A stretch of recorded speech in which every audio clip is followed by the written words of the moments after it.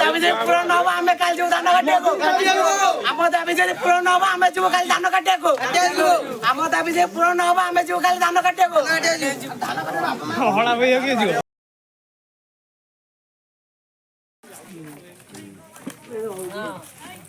शांतिपूर्ण लिखित शांतिपूर्ण धारणा आमको लिखित तार केमी जाए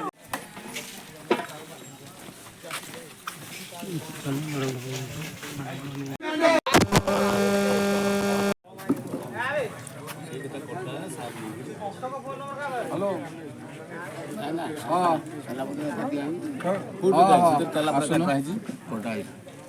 तेल कटाई आ कोन देखुना देबे आपण जाओ अदरा जाई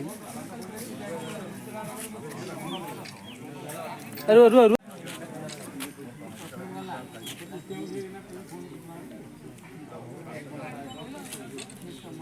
सिकदर बदलेबा हमर दाबी सिकदर बदलेबा हमर दाबी सिकदर बदलेबा हमर दाबी सिकदर बदलेबा हमर दाबी सिकदर बदलेबा हमर दाबी सिकदर बदलेबा हमर दाबी सिकदर बदलेबा सिकदर बदलेबा हमर दाबी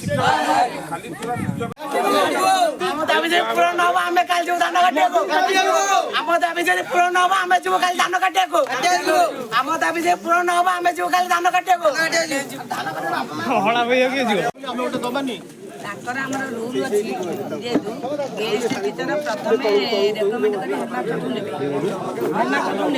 एवं सेथि नै डाक्टर पूर्ण करो शिक्षा दाबी पूर्ण करो शिक्षा दाबी पूर्ण करो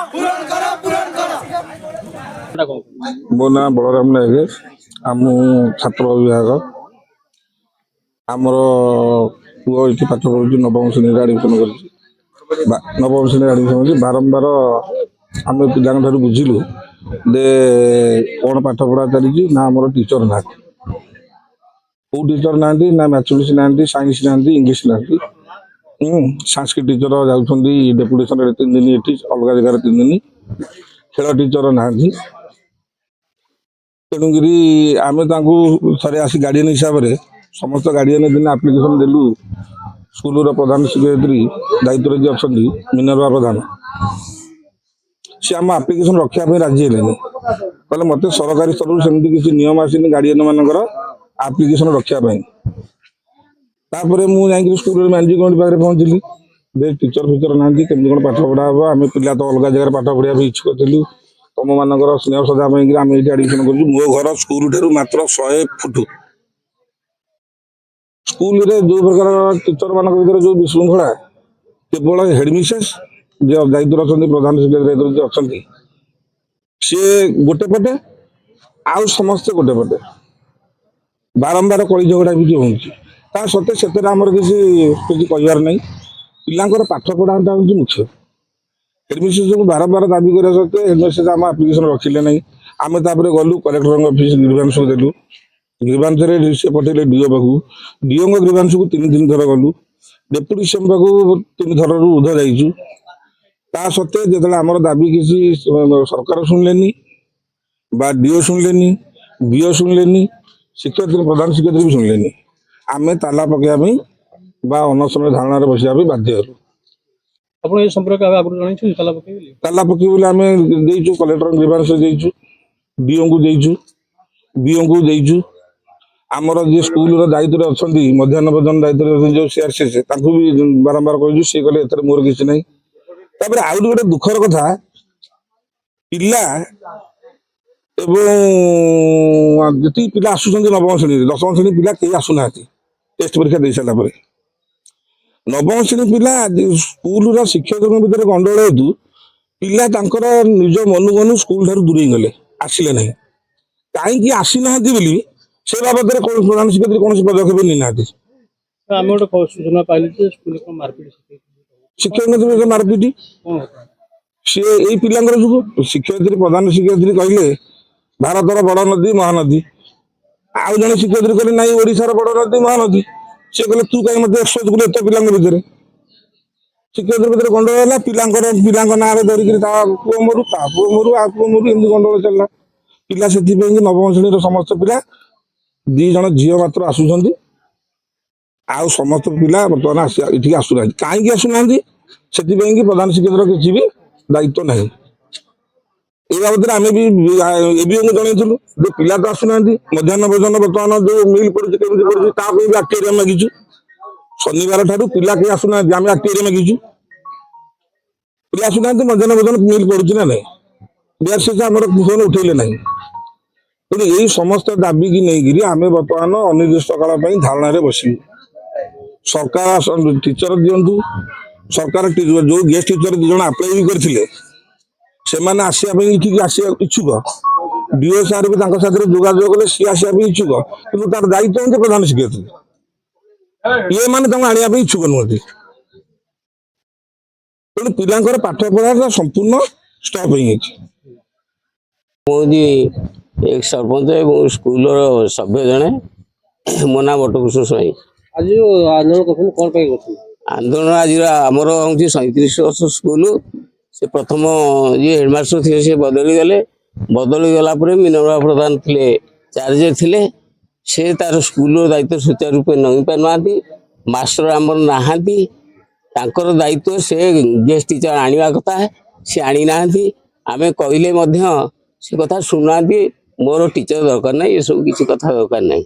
ତେଣୁ ଆମର ଉଦ୍ଦେଶ୍ୟ ସେ ତାର ସେଇଠୁ ସ୍ଥାନାନ୍ତର ହଉ ଏବଂ ଆମକୁ 3ଟା ଟିଚର ସେମାନେ ଦିଅନ୍ତି। ଆମର ମୁଖ୍ୟ ଟିଚର ସାଇନ୍ସ ଟିଚର ନାହାନ୍ତି, ମ୍ୟାଥମେଟିକ୍ସ ଟିଚର ନାହାନ୍ତି, ଇଂଲିଶ ଟିଚର ନାହାନ୍ତି। ଏଗୁଡ଼ା ଦିଅନ୍ତୁ ଆମର। ଟିଚର ତ ନାହାନ୍ତି ଆଜ୍ଞା, ଆପଣ ଯୋଉ ଲେଖିଛନ୍ତି ବ୍ୟାନରରେ ଯେ ବିଶୃଙ୍ଖଳିତ ଆଚରଣ, କଣ ତାଙ୍କର ବିଶୃଙ୍ଖଳିତ ଆଚରଣ? ସ୍କୁଲରେ ଆମେ ପଛରେ ଆମ କମିଟି ବାଲା ଏଠି ଆସୁନୁ, ଆମକୁ ବ୍ୟବହାର ଖରାପ। ଯିଏ ମଧ୍ୟ ଆସୁଛନ୍ତି ଦବାକୁ ଆସିଥିଲେ ଦରଖାସ୍ତ, ଯିଏ ସେ 7 ବିଭାଗ ତାଙ୍କ ଦରଖାସ୍ତ ରଖିଲେନି, ତାକୁ ଆଡୁ ସାଡୁ ଗପିଲେ, ଏଇସବୁ କଥା। ଆନ୍ଦୋଳନ କେତେ ଦିନ ଚାଲିବ ଏମିତି? ଏମିତି 2 ଦିନ ଚାଲିବ।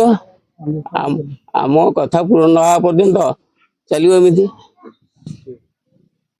ବସନ୍ତ Kumar Nayak, science attendant panchayat high school Alagunda. ଆଜି ଆସିଥିଲେ କ୍ଲାସ କରିବାକୁ, ତାଲା ପଟା ଦେଖିଲେ କଣ ଅସୁବିଧା ଅଛି? ତାଲା ସ୍କୁଲରେ ସବୁବେଳେ ବିଶୃଙ୍ଖଳା। ଯେତେବେଳେ ସ୍କୁଲ ଆସିବ ଖୋଲା ହବ ସ୍କୁଲ ବିଶୃଙ୍ଖଳା, ସ୍କୁଲ ଛୁଟି ପର୍ଯ୍ୟନ୍ତ। କଣ ସବୁ ବିଶୃଙ୍ଖଳା, କଣ ଅସୁବିଧା ଅଛି? କଳିକି ଯା ସବୁବେଳେ, ଆଉ ପିଲାଙ୍କର ପାଠ ପଢା ଡୋରି ବନ୍ଧା ହେଇଛି। କିଏ କଳିବ ଯାକୁ? ଟିଚର, କୋଉ କୋଉ ଟିଚର? ପ୍ରଧାନ ଶିକ୍ଷୟିତ୍ରୀଙ୍କ ଅଶ୍ଳୀଳ ବ୍ୟବହାର। କଣ କଲେ ଆପଣ ସୁବିଧା ପାଇବେ, ଆପଣ କାମ ଠିକ ହବ ବୋଲି ଭାବୁଛନ୍ତି? କଣ କଲେ କଣ, ଗଭର୍ଣ୍ଣମେଣ୍ଟକୁ ତ ବାରମ୍ବାର ଜଣିଆ ହଉଛି, ଗଭର୍ଣ୍ଣମେଣ୍ଟ କି ତାର ପଦକ୍ଷେପ ନେଉନି। ଗଭର୍ଣ୍ଣମେଣ୍ଟ ଯାହା କରିବେ। ଆପଣ ଏ ସ୍କୁଲରେ ଚାକିରି କରୁଛନ୍ତି, ଆଜ୍ଞା ପ୍ରଧାନ ଶିକ୍ଷୟିତ୍ରୀ ନାଁରେ ଅଭିଯୋଗ ଆଣୁଛନ୍ତି, ଆଜ୍ଞା। କଣ ଏମିତି ବିଗତ ବର୍ଷ ଭିତରେ ଏମିତି ଘଟିଛି ଯେ ଆପଣ ତାଙ୍କ ବିରୁଦ୍ଧରେ ଅଭିଯୋଗ ଆଣୁଛନ୍ତି? ଏ ତ ଦୀର୍ଘ ଦିନର କଥା ଚାଲିଛି। ତଥାପି ଆମେ ଗୋଟେ DOଙ୍କୁ ଲେଖିକି ଦେଇଥିଲୁ ଯେ ଆମ ସ୍କୁଲ ଠିକ ଚାଲିଛି, ସ୍କୁଲ ସବୁବେଳେ ଗୋଟେ ଖରାପ ମେସେଜ ପଦାକୁ ଯିବାଟା ଠିକ ନୁହଁ। ଆମେ DO ଲେଖିକି ଦେଇଥିଲୁ, ହଁ ସ୍କୁଲ ଆମ ଚାଲିଛି, ତାପରେ ମଧ୍ୟ ଆଉ ସଜାଡ଼ିବାର ନାହିଁ, ବେଶୀ ବିଶୃଙ୍ଖଳା। ପ୍ରଧାନ ଶିକ୍ଷୟିତ୍ରୀ ମାନେ ଆପଣଙ୍କ ଷ୍ଟାଫ ମାନେ ବିରକ୍ତି ହଉଛନ୍ତି, ଆଜ୍ଞା ଆଜ୍ଞା ନା ପରିଚାଳନା କମିଟି ଛାତ୍ରଛାତ୍ରୀ ତାଙ୍କ ଯୋଉ ରହିଛନ୍ତି ତାକୁ ବି କର୍ମଚାରୀ ମିଶିବାର କରୁଛି କି? ଆଜ୍ଞା କଣ କରୁଛନ୍ତି? କରୁଛନ୍ତି, ଯେତେବେଳେ ଯାହା ତାଙ୍କର ଆସିଲା କହିବେ, ସିଏ କିଛି କହିବାର ନାହିଁ, ବାଡା ବତା ନାହିଁ ପାଟିରେ। ମାନେ ଆପଣ ମାନଙ୍କୁ ନା ଛାତ୍ରଛାତ୍ରୀ କି? ଛାତ୍ରଛାତ୍ରୀ ସିଏ କହିବେ ନା, ମୁଁ କଣ କହିବି? ସେ ତାଙ୍କର ବାଇଟ୍ ନେଉନାହାନ୍ତି, ସେ କହିବେ। ଆପଣ ସ୍କୁଲରେ ରହିଛନ୍ତି, ଆପଣ ଛାତ୍ରଛାତ୍ରୀ କହିନ୍ତି, ସିଏ ତାଙ୍କୁ କହୁନାହାନ୍ତି, ମୁଁ କଣ କହିବି ତାଙ୍କ କଥା? ଛାତ୍ରଛାତ୍ରୀ ପାଖରେ ଅଛନ୍ତି, କୁହନ୍ତୁ ପଚାରନ୍ତୁ, ସେ କଣ କହୁଛନ୍ତି? ବ୍ୟବହାର କରୁଛନ୍ତି, ଯେତେବେଳେ ଯା କଣ କରୁଛନ୍ତି ଷ୍ଟାଫ? ବ୍ୟବହାର ଭଲ ନାହିଁ, କଥା କହିବାର ସ୍ୱାଧୀନତା ଦେବା ଦରକାର। ଆଜ୍ଞା, ଆମେ ସବୁ ଷ୍ଟାଫ, ଛୋଟ କର୍ମଚାରୀ ହେଲେ ମଧ୍ୟ ସରକାରଙ୍କ ଅଧୀନସ୍ଥ କର୍ମଚାରୀ, ଆମକୁ ଇଜ୍ଜତ ମତ ନାହିଁ। ମୋ ନାଁ ଦମୟନ୍ତୀ ପରିଡ଼ା, ମୁଁ ପଞ୍ଚାୟତ ହାଇସ୍କୁଲ ଅଳଗୁଣ୍ଡର ହିନ୍ଦୀ ଶିକ୍ଷୟିତ୍ରୀ। ତାଲା ପଡିଛି, ପିଲାମାନଙ୍କର ପାଠ ପଢା ଠିକ ସେ ହଉନି। ଆମର 3-4ଟା ସବଜେକ୍ଟର ଟିଚର ନାହାନ୍ତି।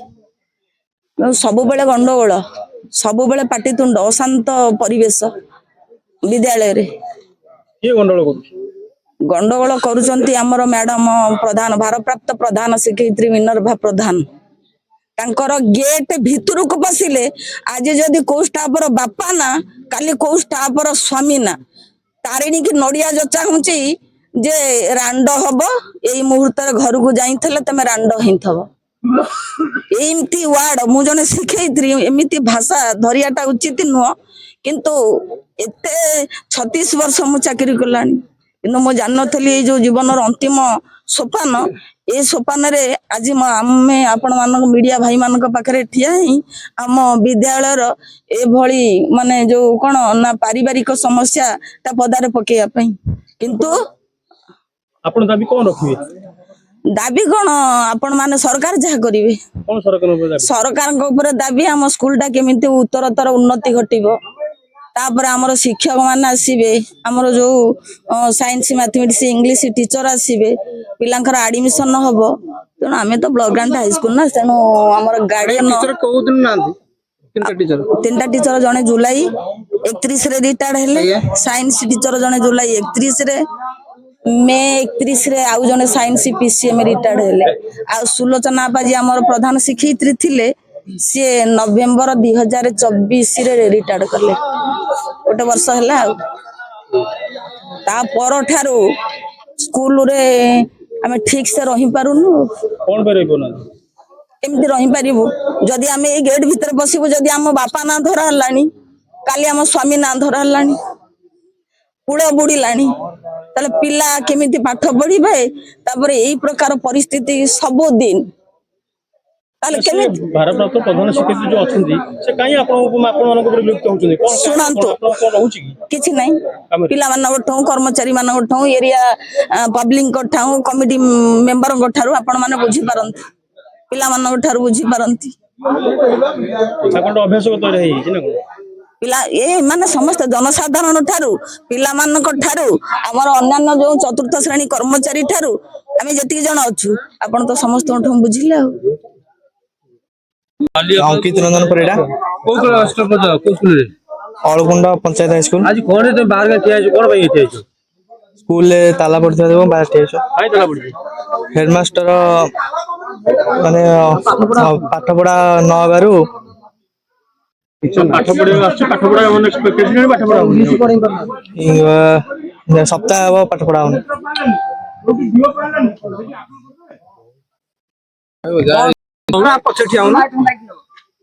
ଆପଣଙ୍କ ନାଁ କଣ? ତମ ନାଁ କଣ? ମାମୁନି ନାୟକ, କୋଉ ସ୍କୁଲରେ ପଢୁଛ? ପଞ୍ଚାୟତ ହାଇସ୍କୁଲ ଅଳକୁଣ୍ଡ। ଆଜି ଆସିଥିଲ ସ୍କୁଲ ଆସିଥିଲ? ଆଜ୍ଞା କାଇଁ ସ୍କୁଲ ଯାଇନ? ଯାଇନୁ, ଏମିତି କଣ ଆନ୍ଦୋଳନ କରିକି ବସିଛନ୍ତି। ତାପରେ ଆମର ଆଜି ବି ଗୋଟେ ଦିନ ପାଠ ପଢା ଲସ୍ ହେଲା କି କିଛି ବି ମାନେ ଏଠି ଗଣ୍ଡଗୋଳ ତାଙ୍କର କଣ ତାଙ୍କ ଭିତରେ କଣ ଝଗଡା ହେଇଛି ଆମେ କିଛି ଜାଣିନୁ। ଆମର ପଢାପଢି ଚାଲିଛି, କେବଳ 2ଟା ସବଜେକ୍ଟ ପଢା ହେଇନି। ପଢା ନ ହେବା ଭିତରେ ଆମେ ଟିକେ ପ୍ରୋବ୍ଲେମ ହଉଛି। ଆମେ ଅନୁରୋଧ କରୁଛୁ କି ଆମକୁ ଟିଚର ଦିଅନ୍ତୁ। ନା ଶ୍ରୀମତୀ ମିନର୍ଭା ପ୍ରଧାନ କହିଲି ପରା, କହୁଛି ମାନେ ମୋର ପଞ୍ଚାୟତ ଉଚ୍ଚ ବିଦ୍ୟାଳୟର ମୁଁ ପ୍ରଧାନ ଶିକ୍ଷୟିତ୍ରୀ ଭାବେ ବର୍ଷେ ହେଲାଣି। ଆର ନଭେମ୍ବର 30ରୁ 24ରୁ ମୁଁ ବିଧିବଦ୍ଧ ଭାବରେ କାର୍ଯ୍ୟ କରି ଆସୁଥିଲି। ବର୍ତ୍ତମାନ ମୁଁ ସେ କଥା କିଛି ଜାଣିନି, ତେଣୁ ଏବେ ତାଲା ପଡ଼ିଛି, ମୁଁ ବି କିଛି ଜାଣିନି।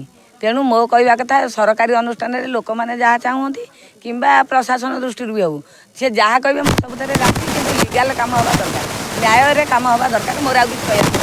ପିଲାଙ୍କ ଭବିଷ୍ୟତ ଅନ୍ଧାର ହେଉଛି, ତେଣୁ ମୋ କହିବା କଥା ଯଦି ନ୍ୟାୟ, ତାପରେ ମୁଁ ତାକୁ ଗ୍ରହଣ କରିବି। ସେମାନେ ଆକ୍ରୋଶମୂଳକ ଭାବେ ଯଦି କରିବେ, ମୁଁ ତା ପାଇଁ କିଛି କହିପାରିବିନି। ଲେବୁଲରେ ମୁଁ ଅଫିସର, ତେଣୁ ମୋର ସରକାରୀ ସ୍କୁଲଟାକୁ ଦାୟିତ୍ୱରେ ଚଲେଇବି ବୋଲି ମୁଁ ଚଲଉଛି ବି ବର୍ତ୍ତମାନ। ତେଣୁ ଯଦି କ'ଣ ଲୋକମାନଙ୍କର ଏଥିରେ ଅଛି, ତେଣୁ ସେମାନେ ଯଦି ତାଲା ପକେଇଲେ ମୋର ତାଙ୍କୁ କିଛି କହିବାର ନାହିଁ। ଯଦି ନ୍ୟାୟୋଚିତ କଥା ହେବ, ମୁଁ ସବୁଥିରେ ରାଜି ହେବି। Sudarshan Bhoi, assistant block education officer, Nimapada. ଆମର ପଞ୍ଚାୟତ ହାଇସ୍କୁଲ ଅଳକୁଣ୍ଡ, ଏଠି ଯେଉଁ ସ୍କୁଲଟି ଆଜି ଗ୍ରାମବାସୀଙ୍କ ତରଫରୁ ବନ୍ଦ କରାଯାଇଛି। ଏଠି ମୁଖ୍ୟ ଗ୍ରାମବାସୀଙ୍କର ଦାବି, ଏଠି ଆମର ଶିକ୍ଷକ ସମସ୍ୟା ରହିଛି। ଏଠି ମାତ୍ର 3 ଜଣ ଶିକ୍ଷକ ଶିକ୍ଷୟିତ୍ରୀ କାର୍ଯ୍ୟରତ ଅଛନ୍ତି। ତେଣୁ ଆମେ ତାଙ୍କର ଅଭିଯୋଗକୁ ଶୁଣୁଛୁ, ଆଉ କେମିତି ଏଠି ଆମେ ତାଙ୍କର ଶିକ୍ଷକକୁ ପୋଷ୍ଟିଂ କରାଯିବ ବା ଆମର ଗେଷ୍ଟ ଟିଚରକୁ ଆପଏଣ୍ଟମେଣ୍ଟ କରାଯାଇକରି ଏଠି ଶିକ୍ଷକ ସମସ୍ୟାକୁ ସମାଧାନ କରାଯିବ। ମୁଁ ଗ୍ରାମବାସୀଙ୍କ ସହିତ ଆଲୋଚନା କରୁଛି, ଆଉ ତାକୁ ଆମେ ନିଶ୍ଚିତ ଭାବରେ ୟାକୁ ଆମର DOଙ୍କ ସାର୍ଙ୍କ ପାଖରେ ଏଇଟା ଆଲୋଚନା କରିବୁ ଏବଂ ଯେଉଁ ଶିକ୍ଷକ ପୋଷ୍ଟିଂ ସମସ୍ୟାକୁ ବହୁତ କମ୍ ସମୟ ଭିତରେ ଆମେ ତାକୁ ସମାଧାନ କରିବା ପାଇଁ ପ୍ରତିଶ୍ରୁତି ଦେଉଛୁ। ତେଣୁ ଯାହା ଗ୍ରାମବାସୀଙ୍କର ଦାବି ରହିଛି, ଆମେ ନିଶ୍ଚିତ ଭାବରେ ଆମର ହାୟର ଅଥରିଟିକୁ ଜଣାଇକି ତାକୁ ସମାଧାନ କରିବା ପାଇଁ ପ୍ରଚେଷ୍ଟା କରିବୁ। ଆଉ ଗୋଟେ ଦାବି ରହୁଛି, ଗ୍ରାମବାସୀମାନେ ପଚାରୁଥିଲୁ ଯେଉଁ ସ୍କୁଲର ଯେଉଁ ଶିକ୍ଷକ ଅଛନ୍ତି, ଆଉ ତା ବାଦ ଯେଉଁ ପିଅନ ଅଛନ୍ତି, କର୍ମଚାରୀମାନେ, ଅନ୍ୟ କର୍ମଚାରୀମାନେ ଅଛନ୍ତି, ଆଉ ପିଲାମାନେ, ସେମାନେ ସବୁ ଅଭିଯୋଗ ଆଣୁଛନ୍ତି ପ୍ରଧାନ ଶିକ୍ଷୟିତ୍ରୀଙ୍କ ବିରୁଦ୍ଧରେ। ପ୍ରଧାନ ଶିକ୍ଷୟିତ୍ରୀ ତାଙ୍କୁ ଖରାପ ବ୍ୟବହାର ପ୍ରଦର୍ଶନ କରୁଛନ୍ତି ବିଭିନ୍ନ ସମୟରେ ଆକ୍ଷେପ ଆଣୁଛନ୍ତି, କ'ଣ କହିବେ ଆପଣ? ସିଏ ସମସ୍ତ ମୁଁ ଅଲଗା ତାଙ୍କର କର୍ମଚାରୀ ସହିତ ଆଲୋଚନା କରିନି, ମୁଁ ଏ ବିଷୟରେ ଅବଗତ ନାହିଁ। ତଥାପି ମୁଁ ପର୍ସନାଲ ତାଙ୍କ ସହିତ ଆଲୋଚନା କଲେ, କମିଟି ଆମର ଯେଉଁ SMDC କମିଟି ଅଛି ତା ସହିତ ଆଲୋଚନା କଲେ ଯାହା ସେ ବିଷୟରେ ମୁଁ ସତ୍ୟାସତ୍ୟ ଜାଣିଲେ ଆମେ ସେଇ ଅନୁସାରେ କାର୍ଯ୍ୟକ୍ରମ ଗ୍ରହଣ କରିବୁ।